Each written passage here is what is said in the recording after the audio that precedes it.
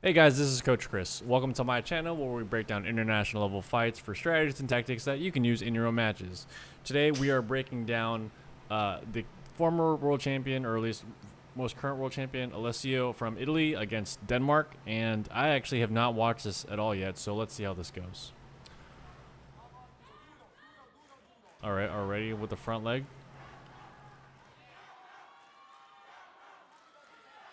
I like that Denmark is challenging him, even though this is the world champion. Good, good. Way to take initiative.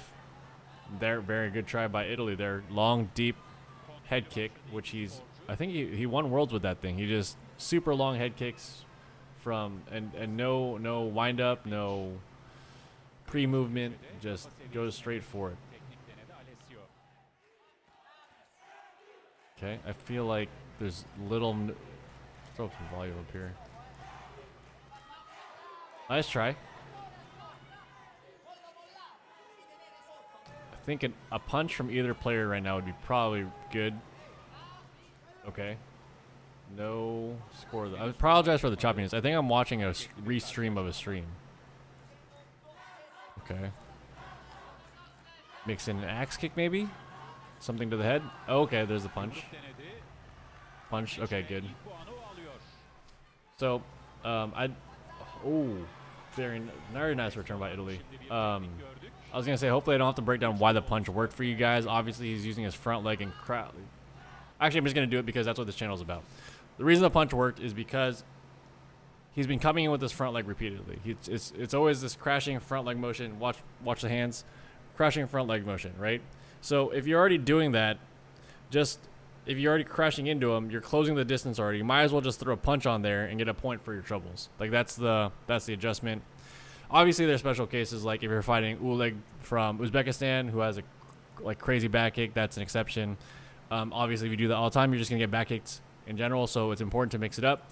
But the reason that punch worked is because of the initial cutting toward the person. This out-in crescent kick is just a good response. I wouldn't say there's a giant strategy hanging behind Italy's crescent kick here. It's he got scored on, recognized it, timing reset, went straight in with one of his main weapons, out-in crescent kick. That's really all there was to it. Good. I think some follow-up out of either player right now would probably open the game up a little bit. A lot of it's 1-for-1. Speak of the devil, tried. That's +1 for blue though, so not bad. Nice try by red to change target.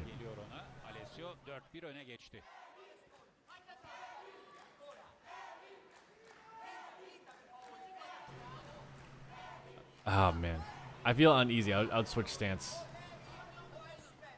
Nice try for the axe kick. And what'd be great though, so what I'm saying for red though is after these kind of kicks here, oh wait, he's about to do it. 2, 3, that's fine. Boom. So that was a nice try for the axe kick because it on the deep attack, 1, 2, 3, you'd assume someone who's retreated is going to change the defense or probably try and close the distance because they've lost a lot of ring space to go in. Going for the axe kick there, not a bad idea. What I'm saying though, and what I think will open up Denmark's game a little bit more, is here after he tries for an axe kick. Boom. Axe kick. Force your leg down and know that you're going to follow up. That's, I think, to try and stay away from this. I mean, unless all of he's just gotten all his points from the outside from other matches. I would suggest trying to follow up in this situation like that because the outside game, it seems like it's a 1-for-1 offense for defense, and they're kind of playing Rochambeau from a distance. It's both very neutral. No one's forcing anything really yet. But to force something out of the person, if you were to do this and then follow up, you're going to force a reaction. Keep that in mind for later. You can use it for later. Maybe you catch them off guard because you've already done this one kick retreat kind of deal. So following up here may actually catch them by surprise. But I think, like I said, all this to say that I think the game would open up a little bit more if Denmark were to follow up after these kicks. Nice try for a punch. Italy really keen on that left leg out in. Main scoring weapon, he's ahead. Is this not? Is this still Oh, why did that happen? Are these consecutive points? 3-0, okay. Oh, that was a highlight. Oh, interesting. They didn't. When did this happen? What happened to the consecutive the two rounds winning?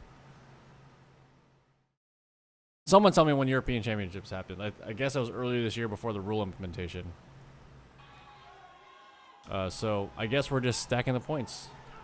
Nice try here by Italy. Good punch and underneath. Because, I mean, Red's been initiating with the same lead leg this whole time. So for him to force that leg down with the front hand. So if we're going to break down this technique here. He's going to just stick his hand out. The left leg is going to come out to meet him. Go up. But because the hand is there, it's going to get stopped kind of down here. And that's when the punch comes across, right? So don't be afraid. If you're good, if you trust your defense enough, don't be afraid to stiff arm someone's cut on the way up. So I don't know if you guys noticed, but he's also even getting a low for it. And then what makes matters worse is there's a little bit of pre-motion out of Red. There's a small hop going into the kick. I'm gonna replay it one more time. Let's go 50% speed. You can see him dip a tiny bit just before he goes. Just a tiny bit. What I noticed going slow motion here is actually nice little subtle movement to get your hand lower and closer from Italy here. So watch, he starts up high, he starts up super safe, and as it goes on, he gets lower and lower up until he's very confident that his hand is going to stop the leg. And then he gets the point after. So good stop there by Italy. Smart.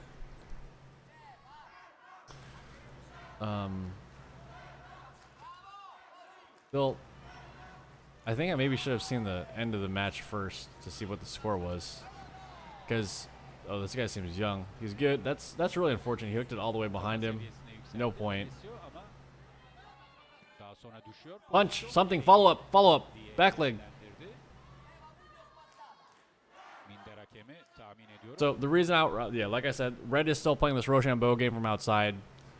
And it's almost like it's a matter of chance of if it's going to go in or not. But he's using, for example, we're playing rock, paper, scissors, right? He's just using scissors and switching to paper every now and then. And so it's fairly simple to guess that if he's going to use scissors, just hit him with rock, in this case a punch, and follow up after, which is what Italy's doing. So I think it's a case of using it too often. Maybe he's been scoring points all throughout this whole championship, using that front leg at different targets. But Italy seems to not really be having it. Good punch. That was a really good punch. That should have went up.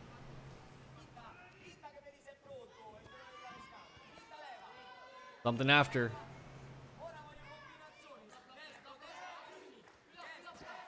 No. I mean, something after, like with a kick. He already knows the punch is coming, and so he has the crescent kick ready.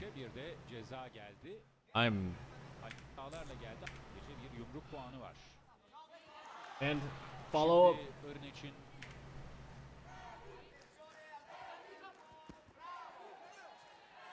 What is the ending score of this match? I might just fast forward here.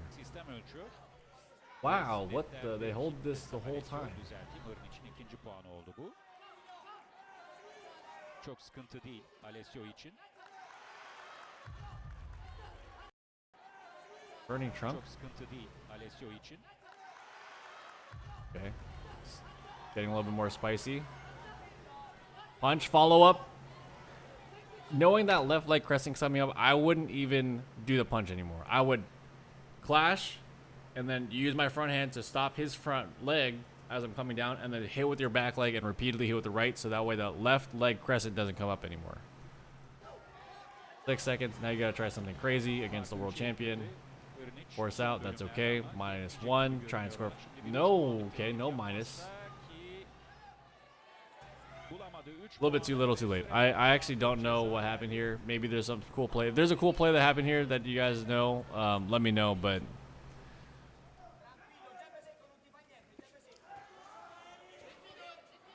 I feel like this guy's technical game was probably pretty strong.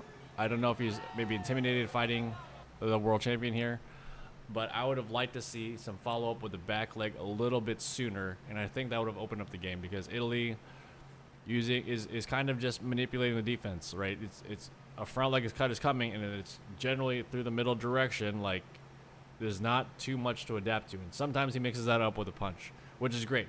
So that means all I have to think about, since it's essentially that, it's either coming up as a cut, if it gets past my hand, lean back because it's an axe kick, or if there's a punch coming or we clash and there's a punch, then I just kick with my back leg because red isn't following up anyway. That's kind of the only defense that Italy needed here.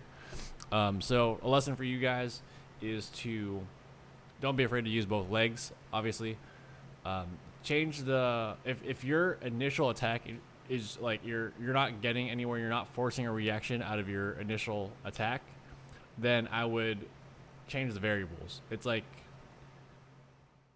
I don't know, it just seems to me like Denmark here was hesitating a lot, and it was costing him a lot of opportunities on the follow-up.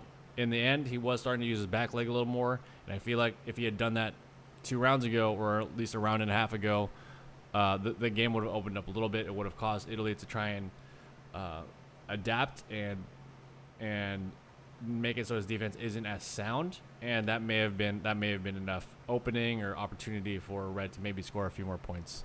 But that's it for today, guys. Thank you guys for watching, and I'll see you guys next time.